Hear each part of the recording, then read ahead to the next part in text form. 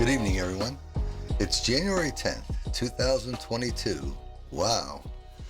It's a new year. So the topic for tonight is, what do you expect in 2022? Do you have some fears? Well, you know what? Believe it or not, you have quite a bit of control, and we're going to discuss that tonight. But let me bring you up to speed first. Um, it's been, I think, 3 or 4 months since I've done a video blog post, and I kind of miss getting together with you all like this. Um, but we have the studio pretty much set up. We still have some video adjustments to make. I may have to try a different camera. And we're still playing with the lighting, but it's good enough for me to get back on track and restart the video blog post that I do once a month. And I made some changes, as you could probably tell by the background. In 2021, I used to use a lot of green screen backgrounds. And I wanted to do something a little different going into the new year. I wanted to create more of a natural um, home type feeling, a feeling that we're just kind of sitting here comfortable chatting with one another. So um, I decided to get away from the green screen for a little bit and try this with a little natural background and see how that works out. But as you all know from my previous written posts that I have moved down to Florida, that turned out to be a little bit more of a nightmare than I expected. The housing market in Florida was just as bad as it was in Connecticut. And I found myself stuck in a Ramada Inn for like almost 4 months, and I was going out of my mind. Um, but I finally found a place that I really, really liked, and still in the process of settling in and getting things set up in the house. And as soon as that's done, I'll start my boat shopping because I do miss the boat, and it's absolutely gorgeous down here today. Uh, we're in the best part of the year in Florida. I'm not a humidity person. I'm not a fan of humidity. I didn't like it in New England, and I know I'm not going to like it here during the 3 months of high humidity in the summer. But it's the other 7, 8, 9 months of the year that I'm really looking forward to. So that kind of brings you up to speed with me. It's been one heck of a journey to get to this point. I have to say that, and definitely not expected. But, you go with the flow. And that kind of brings us into the topic tonight. Um, and I first of all, I want to thank all my subscribers and people that follow me for all the well-wishing emails and the best wishes that everybody sent me on this interesting journey that I took place. And I hope everybody had a safe, wonderful, and happy Christmas and New Year's and Hanukkah. I'm not a happy holidays person. If you saw my December post, you know that. But I received so many different requests on topics to talk about from my first video blog post.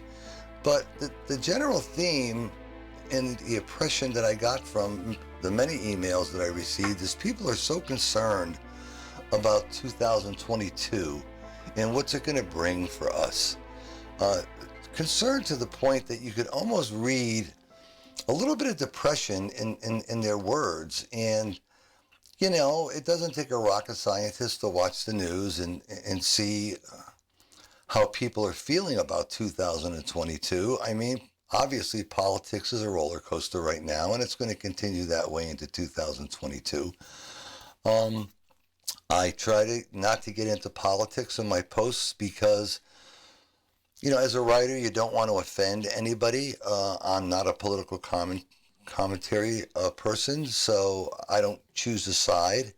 Um, Actually, I'm very independent when it comes to my political thinking. I choose the best person for the job. I don't necessarily vote along any particular party lines. If a person's qualified and I think they're the best for the job, that's who my choice is going to be. But, the thing is that many people don't do that. There's a generation of people out there that are still strict Democrats, Republicans, Independents, whatever they choose to be. And that's fine. I totally respect that. But, the thing is, when we look into 2022, first of all, I'm a positive thinker. And I think all people should be positive thinkers because positive thinkers are what allow us to move forward. If you're a positive thinker, you can move forward. If you're a negative thinker, you're only going to take steps backwards. And that's anti-productive and doesn't make much sense. You know, and the best analogy I could give you is when you get up in the morning, you go to work, and if you're a female, your makeup comes out great, or your hair comes out great, or you know, if you're a guy, your groom came out perfect. You look good in your clothes. You feel good about yourself, and like, wow, you just have this fantastic day. You're just on an up note, and you're upbeat all day long. And yet, you take the flip side to that, and on another day, you may get up and you're just not feeling good about yourself. Your hair didn't come out right. Your clothes don't look right. You're trying to lose weight. You're in the middle of pant sizes, and you just look at yourself and you go, "Oh my God." Well, what is that day like for you? Okay, so you could choose the kind of days that you want to have in your life, whether you want to have positive days or negative days. And negative days don't lead to a good mindset. And this is what brings us and brings people into a state of depression or clinical depression, if you want to call it that. And that's what seems to be happening with the thoughts for 2022. People are concerned about government spending. It's completely out of control. Our deficit is higher than it's ever been. And everybody knows at some point in time, there's a price you're going to pay for that. The pandemic goes from one variant to the next. The schools of thought about people who don't want to get vaccinated people versus people who do want to get vaccinated. And that's personal choice, and I think that needs to be respected. The big misnomer about the vaccination is people think if they're vaccinated that they're not going to get COVID, and that's not true. Vaccination really means is that if you do contract COVID, hopefully, and the science shows, as you've heard many times on different news media stations, that you'll get a far less severe case of it, and you probably avoid hospitalization and death. And it's no different than a flu vaccine or something like that we take every single year with regards to contracting the disease. But again, it's personal choice, and people are up in arms about it, fighting on airplanes. It's people are just out of control with this, and to some degree, I blame. I don't want to blame the media. It's not their fault, but they do report it, and sometimes they overly push certain issues. And the other problem is we have network media, broadcast stations that lean either one way to the left, one way to the right. And how do we get a control on all of this? Well, first of all, you have to be a positive thinker, all right, and you have to plan, all right. For example, I say to myself, listen, 2022 could go one of many ways. It could be as disastrous or more disastrous than 2021, or it may just stay at a level, even keel, or it may get better. This we don't know. But how do we control that in our personal lives is really by two things. One, being informed. And you're not going to be informed by just listening to one network media station, because if you're listening to one that leans to the left, you're only going to hear one opinion. If you listen to one that just leans to the right, you're going to hear just another opinion. When I'm working throughout the course of the day and I'm doing my research for my different posts and so on, I have like 4 different monitors going at the same time with 4 different news stations up. And I get such a kick out of it because I'll see more than one news station broadcast a nationwide story, and the story is often told so differently across the news media platforms. Whereas the story should basically be the same, but it's not. It always has a twist to it, and it's a twist to the way that particular network or media station happens to believe. So the first step is to avoid clinical depression, I'm going to put it that way, or becoming depressed and having some kind of control, is to be informed, be knowledgeable. All right. Look at more than one source. Know that the facts that you're hearing are actual, true facts. Not what just one doctor says, not what just another doctor says, what one economist says, what another economist says. The second thing, or part of the first thing I should say, is once you have this knowledge, then you can base your personal finances around this. All right. We all know from a financial standpoint that things are tough right now for everybody. It's been just about 2 years since I've published a book, and I have 2 books on the burner waiting to be published. And I follow the book market very, very closely, and some report great book sales, and other platforms say book sales are drastically down because of the economy. I think overall, by the research I've done, the trends are book sales are down. It becomes wants versus needs. We all want things, but are we at a time in our lives right now that we could just go out and buy everything we want? Or do we have to say, I want that, but maybe I'll get it later because I don't really need it right now? And keep that money in reserve for when gas prices go up or as food goes up and things fluctuate and so on and so forth. So you have one means of control by controlling your own set of circumstances.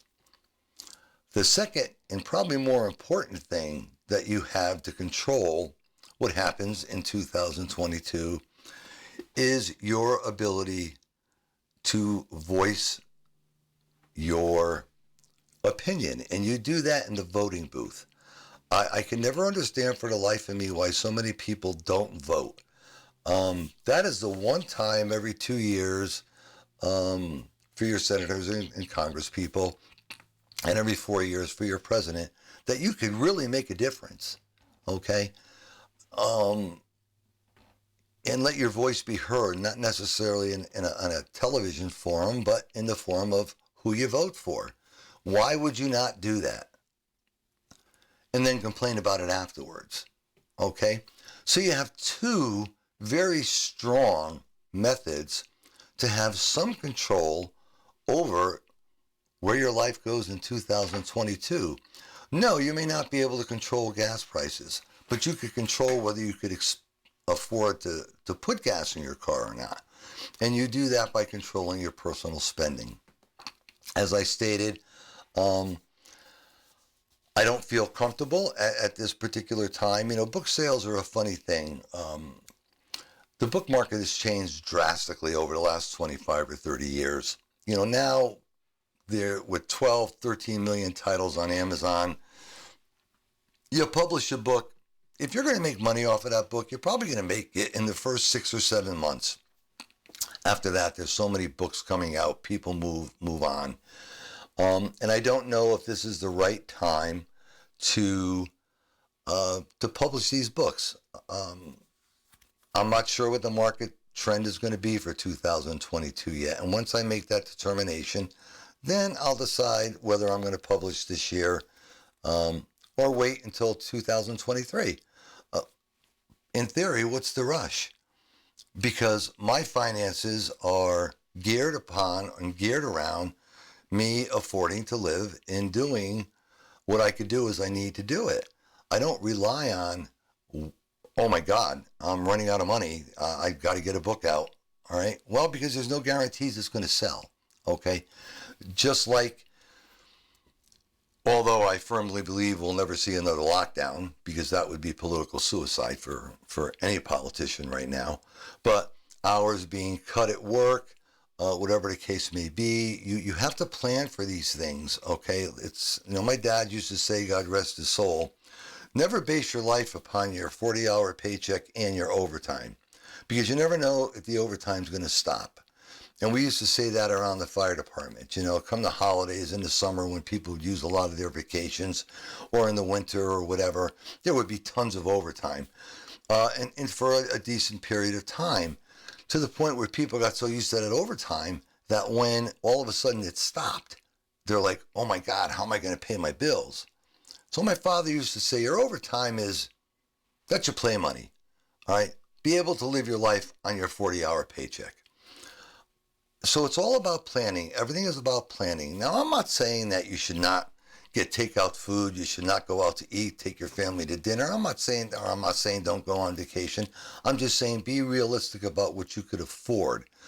This way, when you have to tighten down and batten down the hatches a little bit and adjust your budget, you have the money to do that. And that's a very, very important part of the step of you controlling your life for 2022, because that's going to take a great deal of pressure off of us. You know, there's a lot of types of pressures in life and in relationships. But the number one, the biggest, is money. That's the biggest pressure. You know, when you have plenty of it, it's great. It's not a problem. But when you don't, it's a big problem. You have trouble sleeping at night. You can't sleep at night. You're constantly worrying. And this leads to negative thinking. And I could tell you this. I was in medicine for more than enough years, and between my studies in psychology, I could tell you that negative thinking never brings forth a positive result. All right? Positive thinking does. So my message for you looking into 2022 is take an inventory of your life. Take an inventory of your finances. Take an inventory of your mental state of mind. All right? And if any of the things in that inventory need correcting, correct them now, because we have another 11 months to 2022. And I don't have a crystal ball any more than you do. And no one knows what's going to happen, especially in the world of politics. My God, politics is a total shamble and mess right now. So with all these unknowns, you have to set yourself up to be prepared. That preparation is what's going to give you peace of mind. You'll be able to sleep at night. Your stress level will come down, and you'll be able to move forward. You know, I also did a written post about resolutions and goals. You know, everybody makes New Year's resolutions. Very few people keep them. That's why I say goals are better, because now you have something to reach for. And goals, you could kind of plan out how you're going to achieve them. So set your goals for 2022, not to have high expectations, all right, but not to have low expectations, but have expectations of yourself to know that you are going to have control of your personal life to be able to deal with whatever happens in 2022, whether it goes positive, whether it stays the way it is, or whether it turns into a disaster like 2021 or even worse. Okay? Preparation is the name of the game. So it was great to get together with you all again, and we'll be doing another video blog post in February, and hopefully we'll have all the little kinks worked out of the lighting and the video and whatnot in the studio here, and things will look a little better and maybe sound a little bit better. But I didn't want to go too much longer without doing a video blog post and meeting with you all. So with that, I wish you all a great evening. And on the bottom of the screen, you'll see my website. Please feel free to visit it. And my email address. Please feel free to send me an email with any comments, any topics you would like to see me discuss. I've said this multiple times. 95% of the topics I talk about come from my readers and my subscribers. They're not topics that I think about off the top of my head. You know, and if I don't get to it right away, trust that I will get to it. But with that, I want to wish everybody a fantastic 2022. Stay safe, stay healthy, and God bless you all. Good night.